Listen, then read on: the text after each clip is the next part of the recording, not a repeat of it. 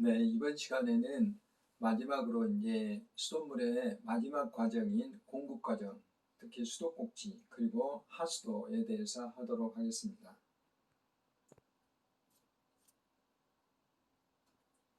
일반적으로 앞에서 제가 말씀드렸다시피 상수원에서부터 그 다음에 정수장에서 수돗물을 생산을 하고 이게 도수관이라고 그랬죠. 그 다음에 송수관을 거쳐서 배수지가 있습니다. 이제 여기서부터가 공급 과정이죠. 배수라는 게 이제 물을 배급해 준다. 마치 택배로 배달하듯이. 그리고 이제 우리 가정에 오는 관들은 이렇게 격자 모양으로 되어 있어서 이런 것들을 우리는 급수관이라고 그러죠. 이런 과정에 대해서 하나씩 알아보도록 하겠습니다. 우리가 이제 상수도에서 블록 관망이라고 하는 경우는 옛날에는 우리가 수돗물을 공급할 때 정수장이 있으면 정수장부터 집이 하나 생기면 수도관을 따주고 또 집이 하나 생기면 수도관을 따주고 또 집이 하나 하면 수도관을 따줘서 마치 나뭇가지처럼 한 가지, 두 가지, 세 가지, 네 가지 이렇게 가다 보니까 정수하고 가까운 것은 수압이 굉장히 높고 그 다음에 낮아지고 또 굉장히 멀리 있는 곳은 물이 거의 나오지 않는 이런 문제가 발생했어요. 이런 것들을 이제 수지상 건망이라고 그러는데 이것은 그 관망을 관리하기도 어려울 뿐더러 실제로 수압도 굉장히 어려운 문제가 있습니다. 이런 것들을 굉장히 선진화하는 게 블록 관망 시스템이에요. 그래서 복잡한 관망을 마치 우리 이렇게 그 학교에서 책상 정리하듯이 이렇게 관리를 하는 거예요. 근데 이것은 용어가 있는데 대블록은 정수장 단위로 아까 뭐 인천에 정수장이 두 군데, 세 군데 이렇게 있다고 그랬죠.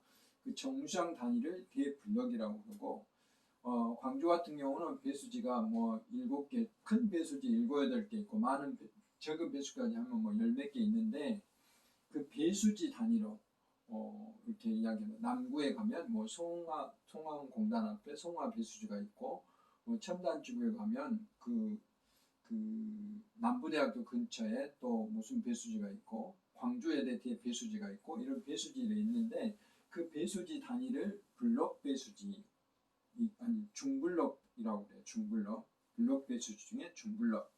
그 다음에 이제 그 마을 단위로 이렇게 쪼개놓은 게 있어요. 이런 것들을 소블럭이로 그럽습니다. 되게 그냥 계량기 1000개니까 어떤 것은 계량기가 2개 있는 집도 있지만 되게 한 7, 800개의 가정 단위로 이렇게 묶는 거죠. 이런 것들을 우리는 이 블록 시스템이라고 합니다. 블록 시스템을 하게 되는 장점이 여기에서 무슨 사고가 나도 여기에는 전혀 문제가 없이 물이 공급되는 거죠. 그 다음에 이쪽 블록에 문제가 있어도 이쪽 블록은 문제가 없이 되는 거고 수압이 일정하기 때문에 뭐 고지대나 저지대나 수돗물이 나올 수 있는 이거는 또 뭘 말하냐면 정상에서 그동안에 예를 들면은 여기 전체 물을 수지상이었을 때는 끝에까지 물을 가게 하려면 압력을 높여야 하기 때문에 훨씬 더 많은 양의 물을 생산해야 돼요. 근데 이렇게 균등하게 물이 공급이 되면 정수장에 물을 많이 생산할 필요가 없어요. 일정량, 적은 양만 생산해도 골고루 다 분배가 되기 때문에 이 수질과 수압을 조절하고 적은 양의 그러니까 물을 절약하는 데도 도움되는 그런 것들을 우리는 블록관망 시스템이라고 이야기합니다.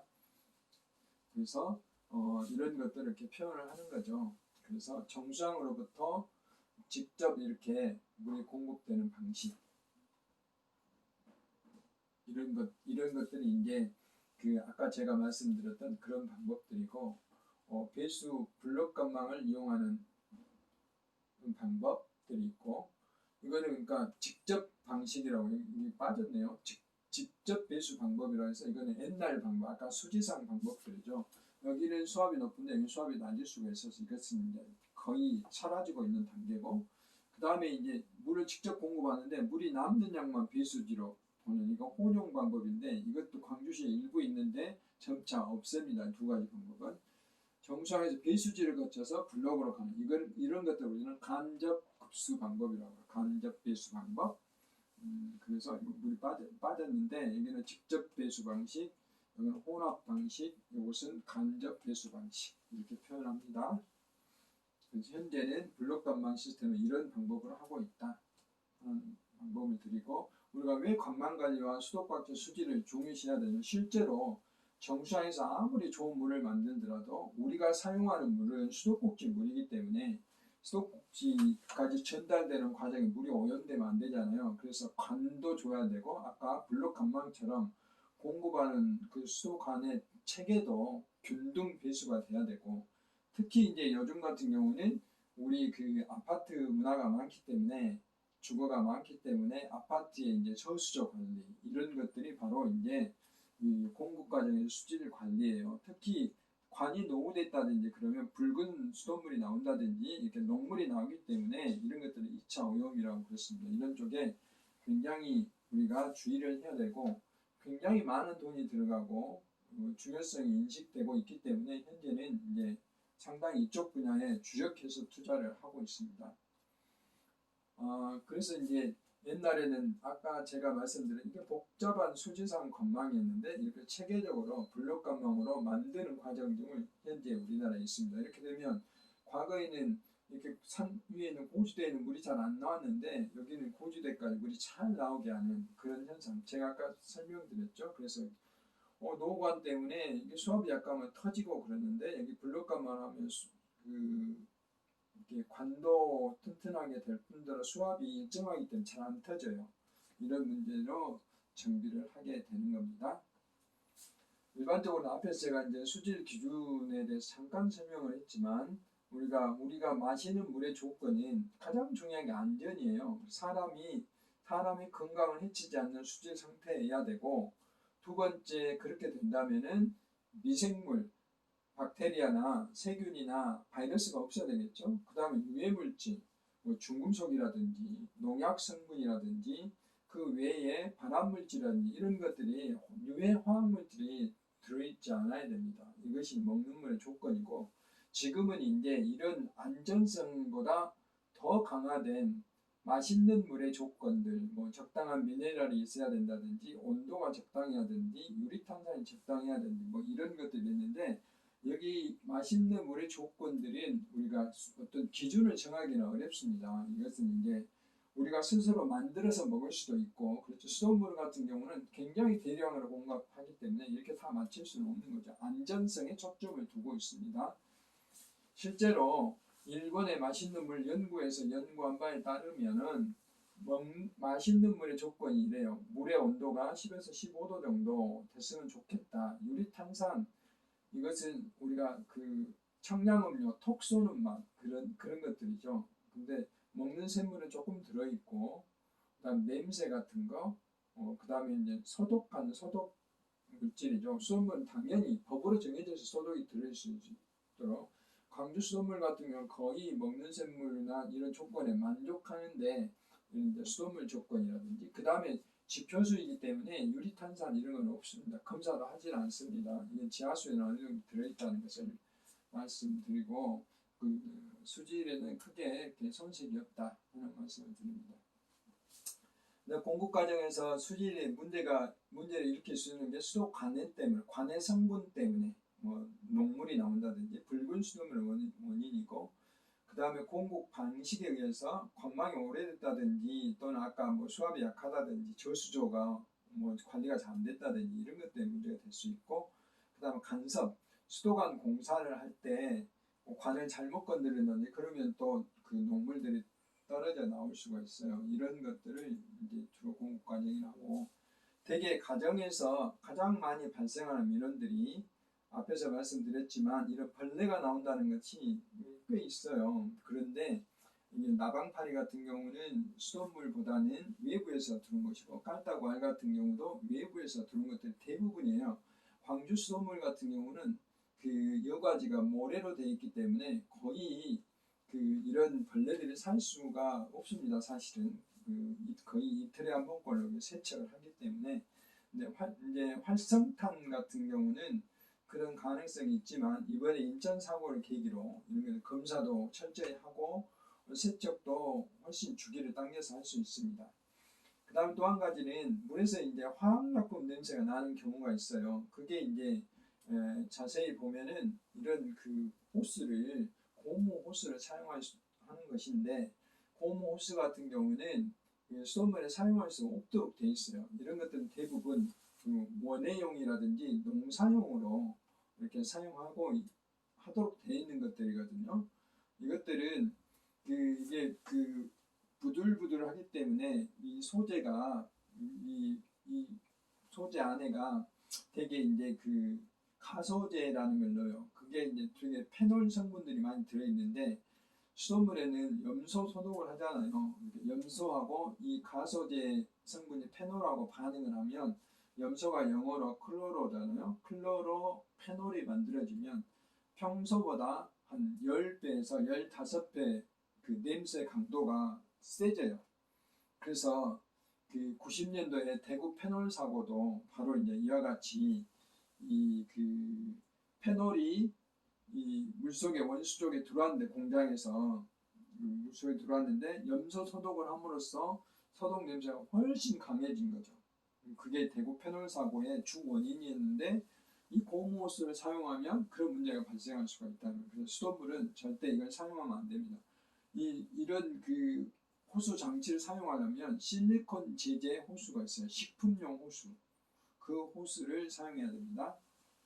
그 다음에 가끔 우리가 이제 세면대나 화장실 변기에 보면 이런 분홍색 물때라든지 또는 이렇게 청록색의 물때가 끼는 경우가 있는데 이 청록색의 물때는 되게 구리관이었을 때 그래요. 황동 구리관인데 구리관이 안정화될 때까지 구리가 조금씩 빠져나오면서 이런 푸른 녹이 끼게 되는 거고, 근데 이거는 농도는 그렇게 높지 않고 시간이 지나면 괜찮습니다. 다만 이제 학교 같은데 초중 고등학교 같은 방학이 긴 곳, 이런 곳은 방학이 끝나면 물을 충분히 빼버리고 수질 검사를 한 다음에 문제가 없을 때 사용하면 돼요. 지속적으로 사용하는 데는 문제가 없습니다.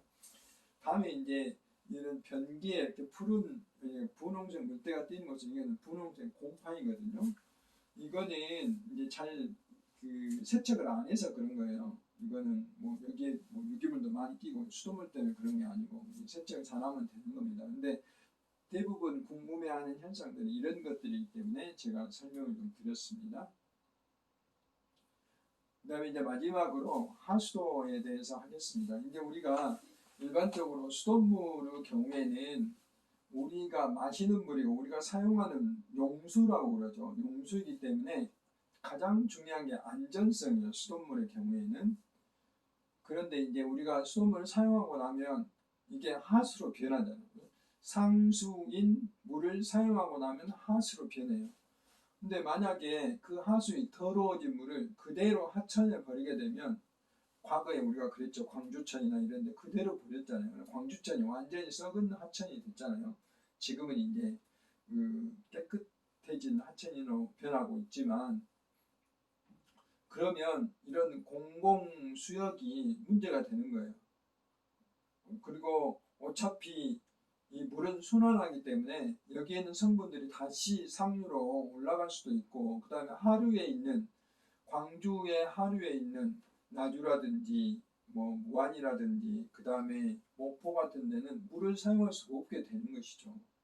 그래서 결국은 목포 같은 데는 주화문 물을 사용하게 되고 이런 현상들이 벌어졌죠. 그래서 물을 버릴 때도 깨끗이 버려야 돼요. 그래야 우리가 건강한 안전한 그런 물을 사용할 수 있고, 하천이 깨끗해야 전체 도시가 깨끗해지게 되는 거죠. 그래서 위생적인 측면에서 하수도는 반드시 필요하죠. 그래서 하수도는 바로 이제 비가 왔을 때 우리가 가끔 침수가 되는 것을 볼 수 있는데, 그래서 물이 원활하게 빠지지 않아서 그러죠. 물이 잘 빠질 수 있도록 하는 게 우수, 빗물의 신속한 배제, 빗물이 신속히 하천으로 빠져나가도록 하는 것도 하수도의 큰 역할이에요. 또 하나는 더러운 물, 하수나 분뇨 같은 이런 것들을 처리를 해서 하천으로 내보내는 거. 이 두 가지 역할 때문에 하수가 발달한 거죠. 하수는 어수와 우수가 있는데, 어수는 바로 이제 우리가 집에서 사용하고 버려진 하수, 생활하수라고 그러죠. 사업장에서 나온 폐수, 우리가 이제 사용하지 않는 지하수, 이런 것들을 통틀어서 오수라고 그러고, 우수 같은 경우는 이제 빗물이 이제 도로에 모여서 배수로 통해서 이렇게 가는 이런 것들 우수라고 그러죠. 우리가 여러분들 길 가다 보면 맨홀이 있는데 어떤 것은 오수, 어떤 것은 우수 이렇게 써져 있어요. 그러니까 우수는 비가 왔을 때 빗물만 모으는 곳, 오수는 하수만 지나가는 곳 이렇게 생각하시면 돼요. 이건 최근의 일이고 이런 것들을 우리는 분류식이라고 뒤에서 보는 분류식 이게 합쳐져 있는 곳 오수와 우수가 구별이 안 돼 있는 곳이 이런 것들을 우리는 함유식이라고 해요. 그래서 이런 것이고 하수의 특징은 뭐 지역적인 특성에 따라서 도시나 농촌이나 또는 공장이냐에 따라서 각각 다 달라요. 뭐 섬유를 만드는 곳, 전자제품을 만드는 곳 다 다르겠죠. 근데 일반적으로 도시 같은 경우는 우리가 쓰고 버린 걸 거의 다 유기물 또는 세제 성분 그 외에는 없겠죠. 그래서 질적으로 다르지만 이런 것들을 종합적으로 처리할 수 있도록 처리하는 것이 바로 이제 하수 처리죠. 우리가 지금 상수도는 거의 90% 정도가 상수도 보급률이고 서울이나 대도시는 거의 100% 공급이 되고 있지만 이제 하수도는 특히 이제 도시 지역은 거의 100%지만 현재는 93.6% 정도가 2017년 기준으로 하수도의 혜택을 받고 있다. 그만큼 이제 우리나라가 깨끗해지고 있다. 수질 측면에서 이렇게 이야기할 수 있어요. 시골이나 광주에서도 저 남구에 그 농사를 짓는 곳 쪽에 가면 그 논 가운데 군데군데 건물이 하나씩 있어요. 이게 다 하수 처리장이에요. 그런 지역별로 하수 처리장이 만들어져 있거든요. 이만큼 이제 우리가 공공 하수 시설들이 많이 보급되고 있다 하는 것을 알 수가 있습니다. 하수 처리를 하면 오염 처리율이 이제 2008년도에 95% 정도 됐는데 지금 거의 98% 정도가 처리가 되고 있고 그 하수 찌꺼기 슬러지라고 그러죠. 찌꺼기 같은 경우는 재활용률이 거의 60% 가까이 재활용하고 있다는 내용이고요. 과거에 저것들이 다 바다로 버려졌거든요. 하수관의 길이는 이게 이제 그 점이 찍어져 있는데 컴마입니다. 14만 9천 킬로 정도, 지구를 한 4바퀴 돈 정도라고 그러네요. 그만큼 우리나라에 이제 하수 관로가 많이 깔려져 있다고 생각하시면 되겠습니다. 아까는 하수의 찌꺼기, 이 찌꺼기의 재활용이고 하수 자체, 이 처리하고 나온 하수도 물 자체를 재활용하는 비율도 이제 총 70억 중에 11억 톤 정도를 재활용하고 있다. 광주 경우에도 광주천의 그 건천나 광주천에 그 물이 거의 없어요. 왜냐하면 이제 되게 아스팔트로 깔리고 우리가 뭐 집들을 많이 지음으로써 물들이 땅속으로 스며들어갈 수 없기 때문에 이렇게 되는 거거든요. 그래서 물이 부족하기 때문에 하수 처리한 물을 하수 처리를 제대로 해서 상류로 광주천의 상류로 이걸 이제 관을 통해서 방류를 해요. 그러면 하수관이 흘러나가는 것이죠. 또 일부는 영산강 물을 또 상류로 올려서 물이 흘러나가고 일부는 주화무 물을 이게 세 가지 물이 섞여져서 이렇게 나가는 것이죠. 그래서 광주천 물이 그래서 이제 맑게 된 것이죠. 이렇게 그렇게 하수의 재활용을 하천의 유지용수로 이렇게 하는 경우도 있고 어떤 데는 이제 중수도로 이용하는 곳도 있고 그렇습니다. 중수도로 하면은 하수를 처리를 해서 적당히 처리를 해서 그 잔디밭에 물 준다든지 또는 뭐 청소를 한다든지 화장실 용도로 사용한다든지 이런 것을 중수도라고 그러거든요. 이런 것은 이제 재활용이라고 그랬습니다. 대개 우리가 하수의 주요 성분들은 우리가 사용하고 있는 것들은 당류, 포도당 또는 기름, 유지, 단백질, 이온, 세균 이런 것들이에요. 특히 이제 우리 가정에서 나오는 생활하수는 이런 것들이기 때문에 BOD 성분이라고 하는데 BOD 성분이라면 생물이 분해할 수 있는 그런 성분들이라고 생각하시면 돼요. 근데 공장에서 나온 산업폐수는 생물이 분해하기 화학 성분들이 들어있기 때문에 생물이 분해하기 어려운 유기물도 들어있어요. 그러니까 하수하고 폐수는 구별해서 처리를 해야 되겠죠. 폐수 같은 경우는 특별히 그 시스템을 그 공장 그 폐수에 맞춰서 맞춤식으로 처리하면 되겠습니다.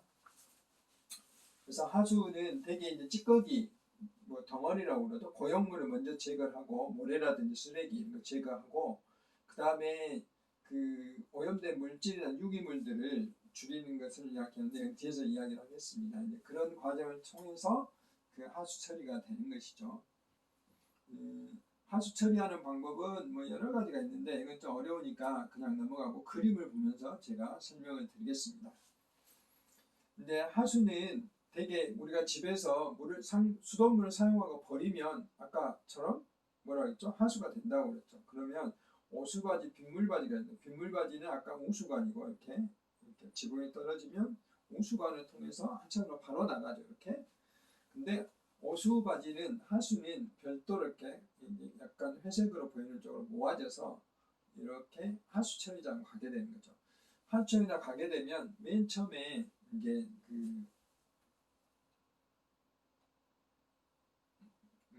뒤에 설명하고 아까 앞에서 잠깐 설명했다시피 이렇게 우수관, 빗물관하고 오수관은 완전히 구별되어 있는 곳 이런 것을 우리는 분류식 하수도라고 아까 제가 설명이 드렸죠. 과거에는 이 빗물하고 하수관은 섞여 있어요. 섞여 있어. 합혀져 있죠. 이걸 함유식 하수관. 이거는 이제 뭐가 분류하냐면 하수 처리장에 평상시는 이렇게 비가 안 올 때는 오수만 들어오잖아요. 그러면 농도가 굉장히 높은 그 하수가 들어오기 때문에 여기에 하수 처리장이 거기에 맞춰져 있죠. 그런데 비가 오면 이게 희석이 돼버리잖아요. 그럼 굉장히 농도가 낮은 물질이 들어와요.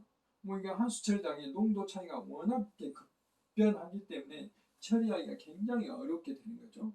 그 다음 처리가 안 되니까 비가 왔을 때는 빗물에 섞여서 더러운 물도 하천으로 흘러 들어가는 이런 문제가 있어요. 근데 지금은 빗물 따로 오수 따로 오기 때문에 비가 오더라도 전혀 문제가 없어요. 항상 일정량의 하수가 들어오기 때문에 하수 처리장 운영하기가 굉장히 쉽다는 거죠. 그래서 지금은 새로 우리가 매설하는 하수관은 전부 분류식으로 이렇게 하고 있습니다. 돈이 더 많이 들어요. 2배로 들어가잖아요. 돈이. 그렇더라도 이렇게 해야 되는 것이죠. 그래서 분류식과 함유식 하수관을 이제 보여주는 것이고 하수 처리장은 이렇게 돼 있어요. 맨 처음에 오면 이제 침사지라 해서 모래라든지 흙이라든지 쓰레기를 이렇게 걸러내는 곳이 있어요. 그러니까 아까 상수도는 이런 곳이 없었죠. 바로 물이 들어왔죠. 그래서 이렇게 물리적 처리를 먼저 하고 그다음에 유량을 조절해서 맨 처음에 가는 게 생물 반응조예요. 상도에는 생물 반응조라는 게 없을 때 뭐가 있었죠? 응집지, 침진지가 있었는데 여기는 생물 반응조가 있어요. 그 다음에 마지막에 소독을 하고 이런 과정을 거치는데 이와 같이 하수 처리장에는 맨 처음에 그 하수가 들어오면 여기 스크류 펌프라고 해가지고 침사지에서 쓰레기를 걸러요. 이렇게 모래를 걸르죠. 스크류를 통해서. 그 다음에 이제 물이 여기 아까 생물 처리조라고 그랬죠. 포기조라는 것은 산소를 집어넣는다는 거예요. 산소를 집어넣어요. 왜 산소를 집어넣냐면 하수 처리는 아까 BOD 성분을 처리한다. 근데 B가 바이올로지컬이에요. 생물이에요. 생물. 여기에 수많은 미생물들이 살고 있어요. 이런 미생물들이 여기에서 들어오는 생활하수는 거의 유기물이거든요. 그 유기물들을 미생물들이 먹어요. 먹이로 먹으면서 이걸 분해하는 거죠. 그러면 산소가 굉장히 많아요. 우리도 숨을 쉬어만 살 수 있잖아요. 사람도. 그렇듯이 미생물도 숨을 쉬어 살 수 있어요. 먹이가 많게 되면 산소가 부족하게 돼요. 이제 유기물이 많으면 많을수록 미생물들이 많아지니까 산소가 부족하게 돼요. 그러면 다 죽어버려요. 그러면 결국 부패돼서 썩게 되는 거죠. 그렇게 않게 하기 위해서 산소를 공급해줘요. 그걸 포기조라고 그래요. 그 다음에 이제 이렇게 해서 갈라지면 최종 침전지로 들어가서 여기에 그 찌꺼기를 걸러내요. 그래서 찌꺼기를 이쪽에 농축하는 짜는 곳으로 가내면 이것이 이제 그 덩어리를 만들어서 따로 버리고 여기서 나온 물은 다시 여기를 보내서 계속 순환을 시켜요. 그래서 적당량의 여기에 너무 많은 그 이게 농도 유기물만 들어오면 아까처럼 산소를 아무리 많이 넣었다가 썼기 때문에 여기를 조절을 그러니까 유기물인 농도 조절, 먹이를 조절해주고 미생물 숫자도 조절해주고 이런 과정을 거치도록 이렇게 빙빙 돌도록 되어 있어요. 이런 것들이 우리는 하수처리 과정, 하수처리가 기본이 미생물이 한다라고 생각하면 돼요. 미생물이 한다. 먼저 물리적으로 쓰레기라든지 모래 같은 걸 걸르고, 두 번째 생물적인 처리를 한다라고 생각하고, 거기서 나온 찌꺼기들은 여기에서 걸러낸다. 만약에 먹이가 부족하면 여기서 이렇게 계속 물이 공급되면서 조절을 해주는 이런 게 이제 하수 처리의 기본이에요. 그러니까 다시 한번 말하면 물리 처리와 생물 처리. 근데 주 처리가 생물 처리다 하는 것이죠. 이렇게 하는 것이 기본인데, 이렇게 하다 보니까 무슨 문제가 있냐?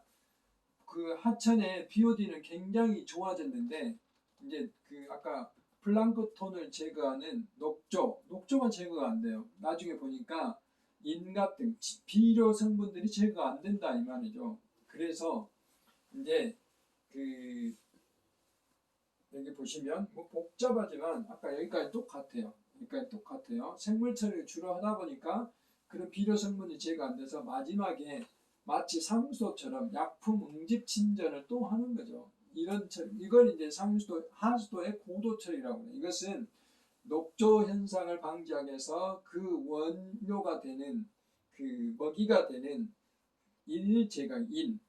그러니까 비료 성분을 제거하기 위해서 마지막에 고도 처리를 하는 거죠. 이렇게 이제 최근에는 하수도를 고도 처리를 하도록 돼서, 이건 전부 여기를 이렇게 내보낼 때는 방류수 수질 기준이라는 게 있어가지고 이걸 지키지 않으면 뭐 여러 가지 금전적인 것 또는 잘못하면 뭐 벌도 받게 됩니다. 그래서 이런 것을 지키기 위해서 이런 시스템들을 만들어져 있다는 거죠. 결국은 이 방류수 수질 기준을 해야지만이 우리가 그 바닥으로 영산강이나 강주천이나 이런 것들이, 이런 하천들이 깨끗하게 보존이 된다는 것이죠. 그래서 하수 처리 과정들은 이렇게 과거에는 일반 기본 처리만 했는데 지금은 녹조 현상을 방지하기 위해서 고도 처리인 약품 응집 침전 처리, 마치 상수도 처리 같은 것을 마지막에 또 한다, 이런 말씀을 드렸습니다. 그래서 이걸 사진으로 이제 보시면 이렇게 침사지, 최초 침전지, 포기조가 아까 산소를 집어넣는 곳이라고 그랬죠. 침전지가 있고 이렇게 이제 하천으로 나오는 것이죠. 요거는 그 찌꺼기를 농축하고 이것을 소화조라는 거죠. 이거를 이제 또 분해를 해요. 그래서 찌꺼기를 짭니다. 그리고 탈수설비라고 그러죠. 이런 것들을 이제 다른 데 버리도록 하든지 태우든지 그런 방법을 이용합니다. 앞에서 하수처리는 미생물이 하는 것이라고 그러죠. 실제로 미생물 사진 찍어보면 이런 동물성 플랑크톤도 있고 식물성 플랑크톤도 있고 이런 다양한 곰팡이류들 또는 플랑크톤류들이 있어서 이런 애들이 그 하수 성분인 유기물을 이렇게 먹이로 먹고 이렇게 처리를 하는 거죠. 그래서 산소가 필요하기 때문에 산소를 집어넣는다고 그랬죠.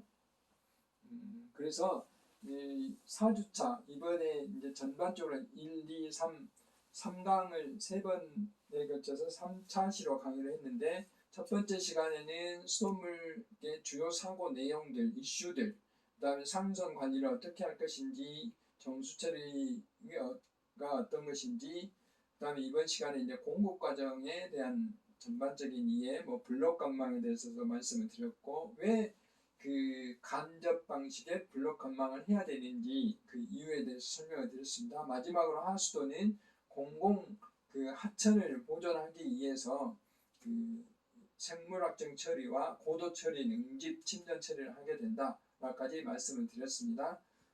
수고 많으셨습니다.